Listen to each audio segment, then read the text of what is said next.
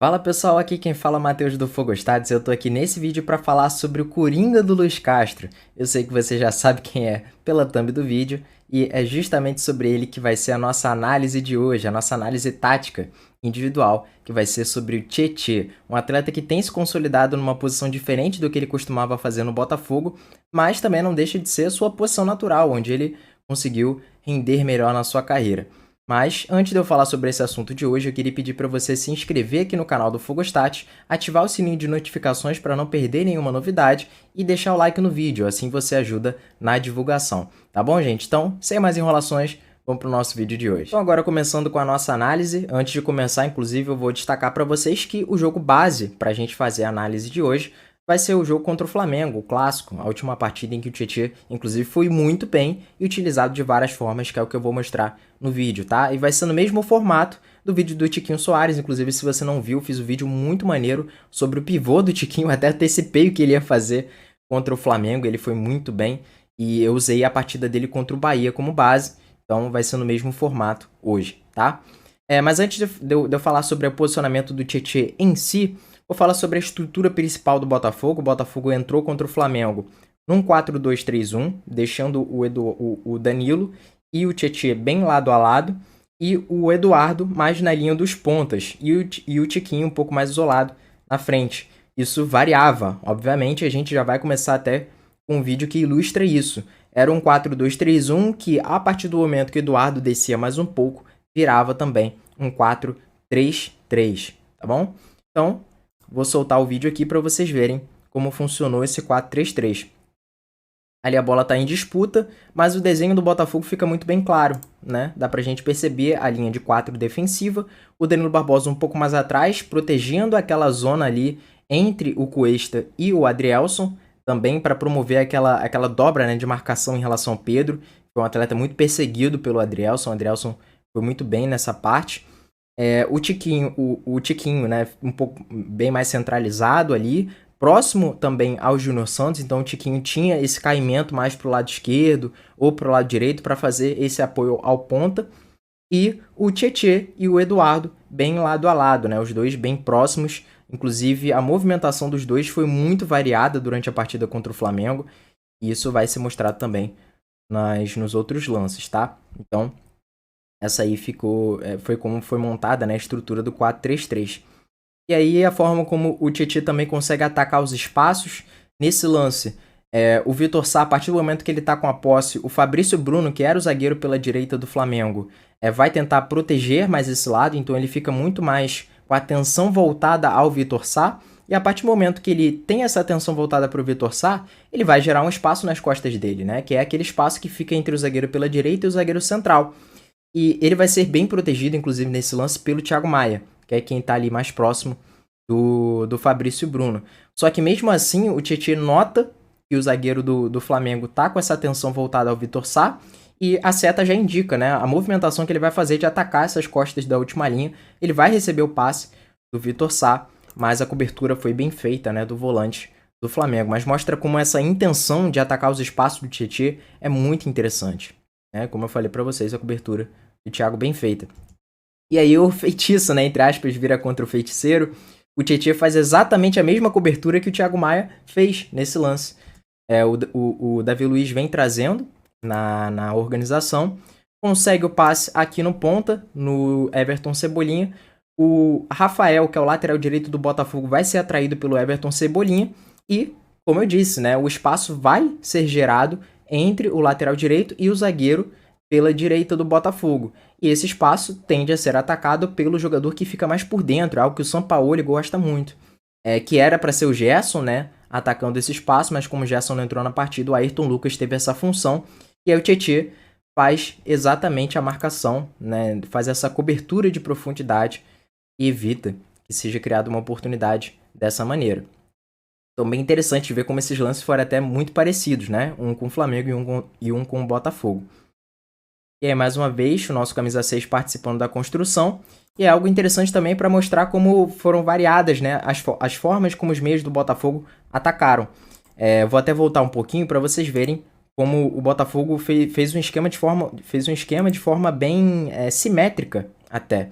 Como vocês podem ver, aqui no lado direito, o Rafael já está passando para atacar essa amplitude, né? Para dar largura ao campo. E o Júnior Santos, vocês podem ver que ele vai se movimentando para chegar mais próximo ali do Tiquinho para ficar mais centralizado. Então aí a gente já forma uma linha de 4 ofensiva, né? E olha o que vai acontecer com o Eduardo e com o Tietê, que nesse frame estão à frente do Danilo Barbosa. O Danilo recebe, dá o passe no Eduardo.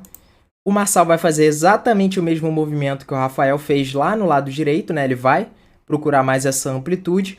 E o Danilo Barbosa, que normalmente é o jogador que fica mais atrás desse 4-3-3 do Botafogo, ele passa a ser a ponta do nosso triângulo, né? Que é normalmente quem faz essa função normalmente é o nosso camisa 33, o Eduardo. Então, quem fica ali fazendo aquela linha de 2, né, na construção é o Eduardo e o Tietê, os jogadores que normalmente ficam mais avançados. Também é interessante essa troca de posição entre os meios do Botafogo. Aí o Botafogo também inicia uma transição. O Júnior Santos recebe e aí a linha de 4 ofensiva agora é composta pelo Tietê, o que a gente vê normalmente sendo o Eduardo ali, né, ao lado do Tiquinho. Dessa vez é o Tietê compondo essa linha de 4 e se aproximando do Júnior Santos. E é até interessante a movimentação que o Tietê vai fazer de tentar puxar o Ayrton Lucas, né? Para que o Ayrton Lucas não crie uma dobra de marcação ali no Júnior Santos e o Júnior tenha espaço para puxar esse 1 contra 1 contra o Léo Pereira. Mas aí o Júnior tenta a tabela, né? Busca o Tietê mesmo. E aí ele deixa com o Rafael sozinho. Mais uma vez uma jogada de construção do Botafogo. Novamente o Tietê mais avançado do que o Eduardo. O Eduardo muitas vezes quando participa na base da jogada, quem vai cobrir esse espaço dele é o Tietê. Então é por isso, gente. Por isso que eu coloquei Coringa, né? Porque a partir do momento que alguém do Botafogo sai da sua posição natural, principalmente sendo pelo meio ou até pelo ataque, normalmente quem vai ocupar esse espaço é o Tietê. Então se você tem um ponta esquerdo que está dando largura ali pelo lado esquerdo, quem vai atacar as costas da última linha é o Tietê. Então se você tem o Eduardo, por exemplo, que é quase um segundo atacante na maioria das vezes, se ele participa da base da jogada, quem vai ser o segundo atacante é o Tietê. Então é um jogador muito híbrido assim, né? Ele consegue ocupar vários espaços diferentes. Não é à toa também que é um atleta que já esteve em vários times multicampeões. E sempre, os técnicos sempre gostaram muito dele, né? Ele consegue gerar muita superioridade nos espaços. E aí, esse lance, inclusive, eu acho que é o lance do pênalti, né? Que o Vitor Sá sofre. E aí, mais uma vez, como eu citei para vocês, o 4-3-3 formado. Dessa vez, o Tietê tá pelo lado esquerdo, o Danilo pelo lado direito. E a ponta do triângulo, né? Como eu falei para vocês, ela tá composta pelo Eduardo agora, que é aquela função natural dele. E aí, a segunda linha de 3 com os nossos pontas e o centroavante. Então, os desenhos táticos do Botafogo variavam tanto de estrutura, né, mas de peças também, né? As peças variavam de posição dentro de uma mesma estrutura. Então, muito interessante isso. E aí o passe também com muito recurso técnico do Tietê para o Júnior Santos. E aí uma transição onde vocês vão ver novamente o Tietê ocupando um espaço em que um jogador da linha ofensiva deixa. O Tiquinho é quem vai iniciar a construção, só que ele acaba não tendo, ele não vai conseguir, né, ocupar o mesmo espaço que ele estava antes em tempo hábil, né, para o Botafogo. Então, olha o pique do Tietê aqui embaixo, né, para fazer essa dupla junto com o Eduardo, mais ali à frente. Então a dupla de ataque vira 2 meias, né? O nosso centroavante fica um pouco mais atrás. E aqui já no segundo tempo, as transições, né? E o que ocorreu de troca para o segundo tempo foi com a expulsão do Rafael. Então o Tietê vira um jogador mais pelo lado do campo, né? Fica responsável por fazer essa cobertura do lado do campo. É algo que ele já fazia um pouco, né? Essa cobertura nas costas do lateral, mas ele teve que fazer mais ainda, né? Principalmente na segunda etapa, depois da expulsão do nosso lateral. E a estrutura, ela permanece até parecida, mesmo com a gente com a menos. Então, olha nessa transição. Botafogo atacando numa linha de 4, né? Com o Luiz Henrique, o nosso ponta esquerda, pela esquerda mesmo. O Tiquinho centralizado junto ao Marlon Freitas, que foi quem entrou no lugar do Eduardo. Então, a função do Eduardo não deixou de ser feita, né? Ela continuou sendo feita pelo Marlon Freitas. E o ponta direito nosso, que teve que sair, teve a sua função feita nesse lance pelo próprio Tietê. E aí eu ilustrei, né? Obviamente. E aí o Botafogo consegue fazer a sua transição. O Luiz Henrique parte para cima, vai muito bem nesse lance, né? Consegue ali a finalização ou o passe, e aí o Tietê tenta o passe para o Marlon Freitas, corre aquela loucura dentro da área. Mas é interessante como o Botafogo, mesmo com a menos, consegue ainda assim propor situações em que esteja com um número bom de jogadores dentro da grande área, né, para zonas de finalização. E aí o lance que foi espetacular, né? O Tietê, ele no meio de 5 jogadores consegue transformar isso em uma chance clara para o Tiquinho Soares. Então não tem como a gente falar aqui de tática, não tem como a gente falar aqui também de coisas que envolvam mais o trabalho de um técnico, né? Cara, que é a individualidade do jogador. Aqui o Tietê realmente foi sensacional e demonstrou um recurso técnico muito refinado. E é um jogador que a gente sabe, né, que sempre teve essa qualidade técnica para fugir de pressões. Mesmo ele jogando como primeiro volante, muitas vezes, né, quando ele jogava em 2022 nessa função, a gente via um jogador que perdia pouco a bola. Inclusive, por que o Tietê era utilizado como primeiro volante no Botafogo? Porque era um jogador que perdia pouco a posse. Era algo que faltava ao Botafogo. O Luiz Oyama, que foi um primeiro volante durante boa parte do Brasileirão de 2022, ele tinha uma média de perda de posse de bola de 9 perdas de posse de bola por jogo. O Tietê, quando entra, ele bate uma média ali de 6 perdas de posse de bola por jogo. Então isso cai, né? Você passa a perder menos a posse em zonas perigosas e ainda consegue dar sentido à construção com um atleta que tem um refino técnico muito bom também. E aí, como eu disse, né, ele consegue fugir ali de 5 jogadores, consegue a assistência pro Tiquinho e o gol do Botafogo. E aí o lance onde ele faz mais uma vez a cobertura da profundidade, né? O de Plácido ali acaba gerando um espaço nas costas e o Tietê vai fazer essa cobertura, consegue a interceptação. Então, é isso, né, gente? Espero que vocês tenham gostado do vídeo e fazendo um apanhado geral, né? Eu acho que deu para dar uma ideia bem legal de como o Tietê tem sido mais utilizado como segundo volante, que é a sua função natural, né?